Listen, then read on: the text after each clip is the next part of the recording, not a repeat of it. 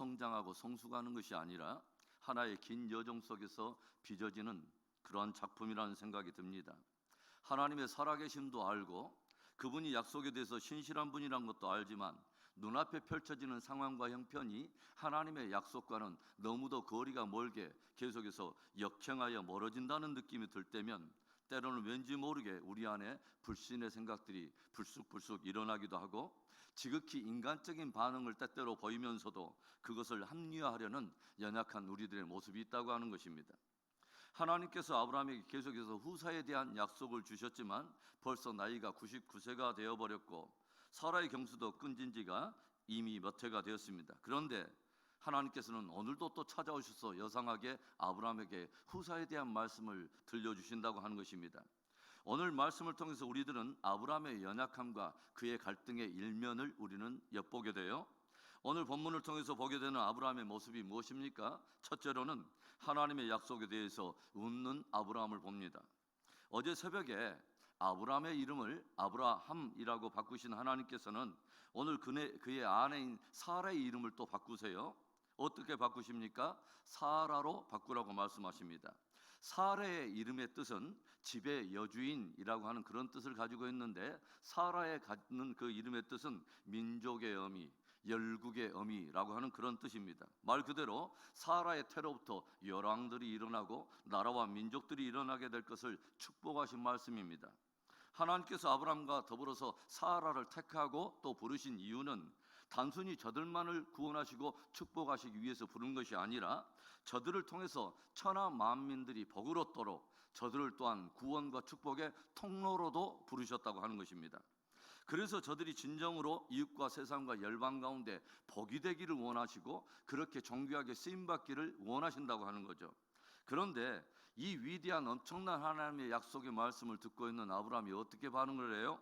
17절에 아브라함이 엎드려 웃으며 마음속으로 이르되 100세 된 사람이 어찌 자식을 낳을까? 사라는 90세니 어찌 출산하려 하고. 자신과 사라의 육체적인 형편과 상황과는 너무도 거리가 먼 듯한 하나님의 엄청난 수준의 약속의 말씀에 아브라함은 엎드려서 웃고 말았어요. 왜일까요? 자신의 나이는 벌써 100세라는 거죠. 그리고 아내 사라는 벌써 90이 다 되었다고 하는 것입니다. 100세 된 사람이 어찌 자식을 낳을까? 어찌 90세 된 여인이 출산하리요? 애굽에서 하나님이 행하신 엄청난 권능과 그 기적의 심판적 사건을 경험했고 홍해가 갈라지는 역사를 보았음에도 불구하고 하나님께서 먹는 양식 때문에 불평하고 있는 이스라엘 백성들을 위해서 한 달 동안 저들에게 고기를 먹이시겠다고 하는 이 엄청난 말씀에 정작 그 말씀을 오히려 불신하며 항변하고 나선 사람이 누구일까요? 모세였습니다. 하나님, 지금 저와 함께 광야를 전진하고 있는 사람들이 장정만 60명의 여자와 유아를 추산하면 200만이 넘을 텐데 이 엄청난 사람들에게 하나님께서 한 달 동안 고기를 먹이시겠다고 하니 그것이 과연 가능한 일입니까? 온 땅의 육축대를 다 잡은들 저들에게 족하겠으며 온 바다의 물고기들을 다 모은들 과연 저들을 위해서 족하겠습니까? 어찌 이런 일이 있을 수 있다는 말입니까?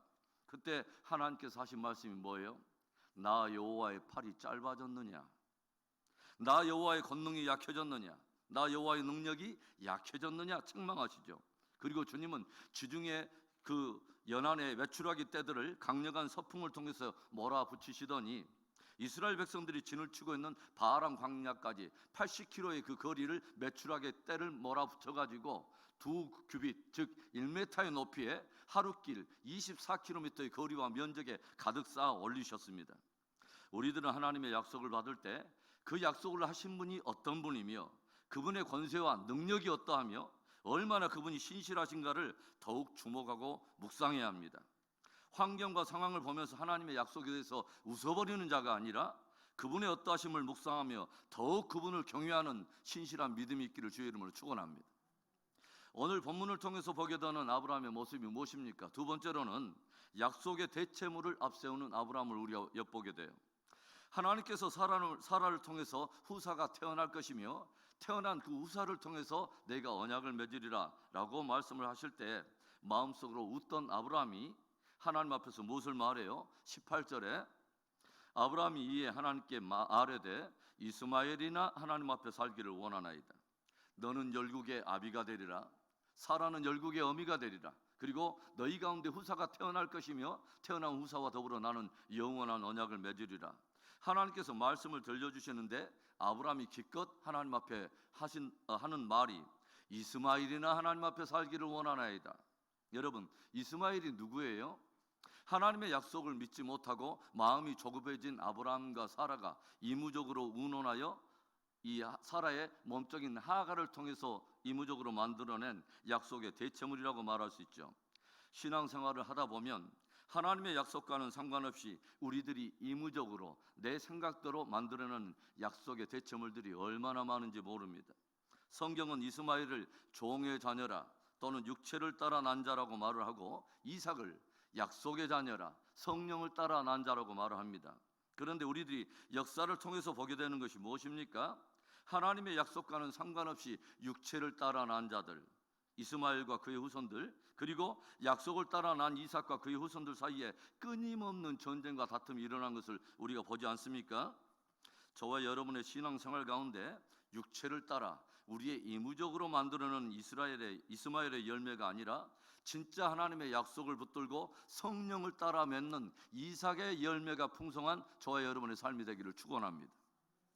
오늘 본문을 통해서 우리가 보게 되는 아브라함의 모습이 무엇입니까? 마지막 세 번째, 갈등 속에서도 순종하는 아브라함을 우리가 봅니다. 우리들의 신앙은요, 사실 완전히 우리가 이해하기 때문에, 완전히 동의가 되기 때문에 꼭 순종하는 것은 아닙니다.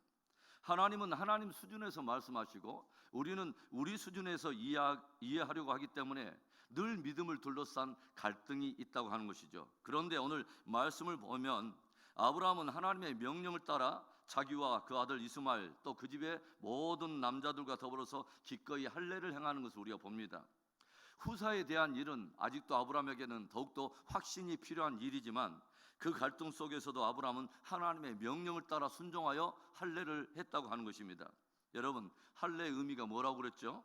할례는 하나님과 그의 백성들 사이에 있는 영원한 언약의 증표로서 하나님은 그들의 하나님이 되고 또 그들은 하나님의 백성이요 자녀됨에 대한 언약의 증거라고 말씀을 드렸어요. 그러니까 아브라함은 초자연적인 역사로 약속을 성취하실 분은 바로 하나님이시지만 믿음으로 순종하는 것은 사람의 몫이라는 것을 알고서 갈등 속에서도 기꺼이 믿음으로 순종을 결단하고 할례를 받았다고 하는 것입니다. 여러분, 신앙은요 이해하는 것이 아닙니다. 믿는 것이고 믿음을 따라 순종하는 것입니다. 그리고 우리가 순종할 때 하나님은 일하시는 것입니다. 가나의 혼인잔치집에서 자칫 포도주가 떨어져서 낭패가 될 뻔한 그 사건이 오히려 차원이 다른 포도주 잔치로 변하게 되고 큰 기쁨의 잔치로 변하게 된 데는 주님의 말씀대로 묵묵히 행하였던 하인들의 탁월한 순종이 있었다고 하는 것을 우리는 깊이 기억해야 합니다. 항아리에 물을 채우라 주님이 말씀하시는데 하인들은 기꺼이 그 6 항아리에 물을 채워요. 그런데 성경은 단순히 물을 채운 정도가 아니라 아구의 차기까지 가득가득 채웠다고 들려주고 있어요. 어찌 보면 물을 채운 것이 아닙니다. 저들 안에 믿음을 따라 순종을 채운 것입니다. 6 항아리 아구까지 가득가득 순종을 채운 거예요.